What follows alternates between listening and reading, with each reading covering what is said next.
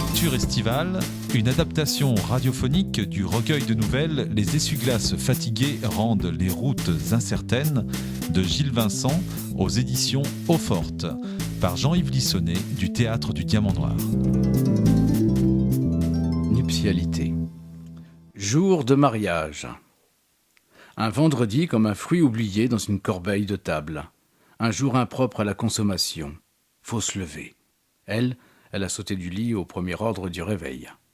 L'entendre en bas préparer le café, marmonner qu'il ne sait pas sortir du lit, n'a jamais su assumer ses responsabilités et qu'elle va devoir encore tout faire toute seule. Lui, il n'arrive pas à obéir au premier ordre, ni au suivant d'ailleurs. Il n'a jamais su virer de la couette comme un soldat. Besoin d'un peu de temps. Dire au revoir au sommeil, quitter sans blessure la fin du rêve en cours. Se décider en douceur à poser un pied dans sa journée. Aujourd'hui, c'est le jour du mariage, de son mariage. Véro, elle, lui assène des arguments. Sur le coup, il ne sait pas quoi répondre. Ça vient plus tard. Enfin, trop tard. Ce mariage, elle lui a vendu avec l'aplomb de l'assureur qui fait signer un contrat à vie. 4 ans qu'on vit ensemble. 3 ans que Pierrot est né. 6 mois qu'on a acheté cette maison. Pas su dire non. À rien, à tout. À cette maison qui ne ressemble qu'à elle, à ce mariage.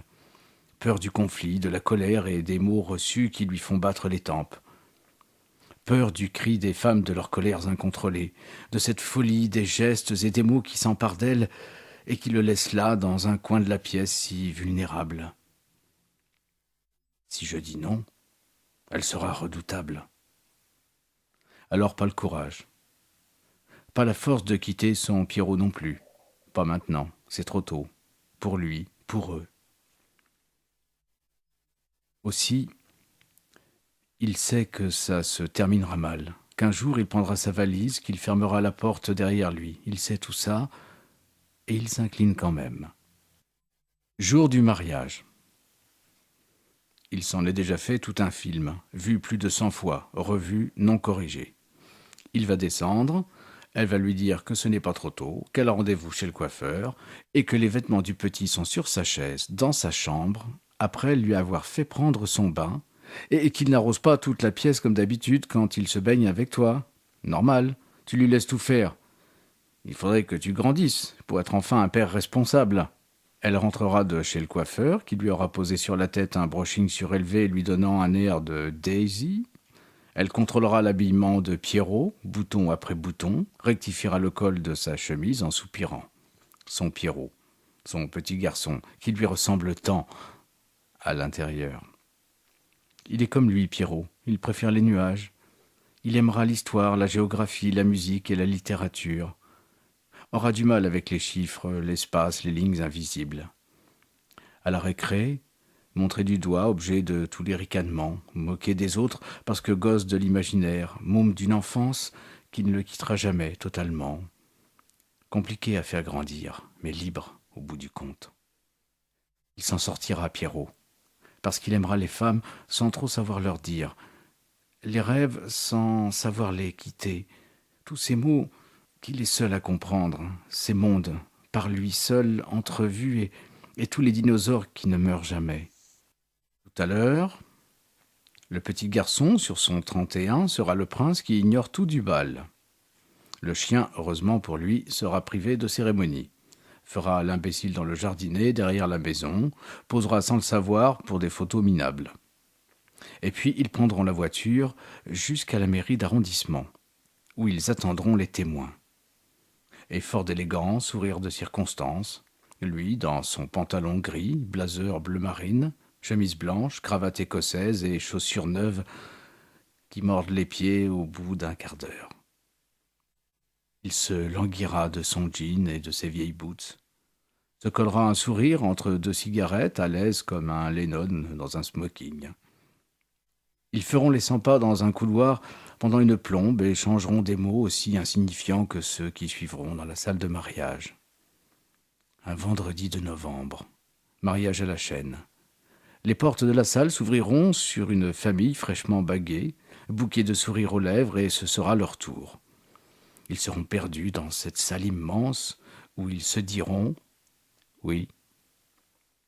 Peu d'émotion, un baiser à peine échangé et les signatures sur le registre. Ambiance, formalité, rien à déclarer. Elle a voulu son assurance sur l'avenir, c'est fait. Le prix d'une paix momentanée. Il rentrera à pied à la maison avec son Pierrot, ce sera l'heure du goûter, de se taper un pain au chocolat en sautillant autour des flaques, et puis viendra l'heure du parc Longchamp et de ses photos assombries. Une lumière de presque hiver pour un jour sans éclat. Retour à la maison, quelques coupes de champagne pour tenir jusqu'au soir, et puis les rues mouillées de la ville jusqu'au resto sur le vieux port. Ils parleront tous et rien ne sera dit. Et puis ils rentreront vers 23h, ne feront pas l'amour. Il se retournera en évitant de la toucher. Ne surtout pas la réveiller, surtout pas. Alors la joue enfoncée dans l'oreiller, il sentira surgir une putain d'envie de pleurer qu'il chassera en cherchant son sommeil. Puis, avant de s'endormir, il leur offrira ses pensées à ses parents, sa sœur, sa fille, ses beaux-parents, sa grand-mère et son ami du Nord, pas invités. Heureux absent de ce jour de mariage qui aura oublié d'être un vrai jour de fête.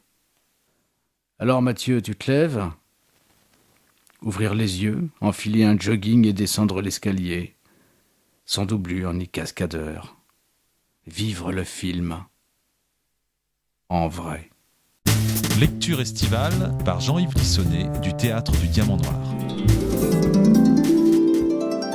Résonance. Désossé par le froid, transi sous les bourrasques, je m'apprêtais à mourir. Mes compagnons de pente et moi étions givrés jusqu'au gémissement, le corps paralysé de gel, hurlant au ciel nos impatiences de printemps. C'est ce jour-là qu'ils m'ont amputé. Après des heures de marche, de tâtonnement dans les brouillards glacés, ils sont montés jusqu'à nous, ont fait luire les lames des haches et m'ont tranché le tronc. À dos d'hommes et de chevaux trempés le long des précipices, des cols enneigés, ils m'ont redescendu dans la vallée jusqu'à Crémone, où le maître nous attendait. Antonio Stradivarius était d'une exigence extrême. Seuls les sapins de mon espèce, cette race de bois torturée par la saison, l'intéressaient encore. On m'avait arraché aux racines pentues pour me sculpter en arc de violon. La terre m'avait pourtant offert un destin d'arbre à l'italienne. 600 saisons à contempler, une existence de vent et de soleil, de neige, de printemps et d'oiseaux vagabonds. Le maître en avait décidé autrement. Mon destin ne serait plus que musique. Mes routes défieraient les océans, les continents, les capitales lointaines. J'accompagnerais chacun de mes pères jusqu'à leur mort. Mon chemin connaîtrait plus de 1000 saisons, des guerres, des exodes, des chagrins et des libérations en liesse, des musées, des galeries, des ventes aux enchères prestigieuses, mais surtout des visages tendus de passion, des doigts virtuoses tremblant sur mon archet. Les hivers de la fin de ce XVIIe siècle avaient été si rudes que mes anneaux s'en étaient trouvés déformés. Et c'est cette déformation originale qui donna vie à ma sonorité particulière, comme si les plaintes glacées de mon bois à jamais conservé devenaient matrices d'une résonance magique. Aussi, quand je vibre en concert, c'est la souffrance de ces hivers qui transcendent les siècles. Et les gens qui m'écoutent vibrent à leur tour, sans savoir que ce sont les froids de Lombardie, vieux de 300 ans, qui y vont, secrètement, les faire s'émouvoir. Le maître m'a offert le plus divin des destins d'arbres. Pouvoir, par le simple jeu du frottement des cordes, retraverser le temps et offrir à ceux qui écoutent l'émotion d'une souffrance hivernale plusieurs fois centenaire. Être à jamais témoin, par de vertigineuses vibrations de la passion des hommes. Ce qu'ignorait Antonio Stradivarius, c'est que plus d'un matin, dans les allées boueuses de Buchenwald ou de Mauthausen, des doigts frigorifiés se poseraient sur mon archet qu'au rythme de musique wagnérienne. Des hommes, semblables à des pantins rayés devant des milliers d'autres, seraient suspendus au gibet.